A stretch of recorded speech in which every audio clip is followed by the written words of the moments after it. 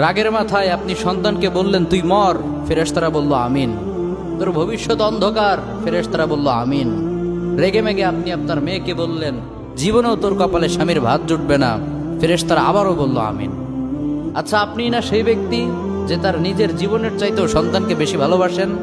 আপনি না সেই ব্যক্তি যে তার সন্তানের জন্য হাসতে হাসতে নিজের জীবনটাও দিয়ে দিতে পারেন?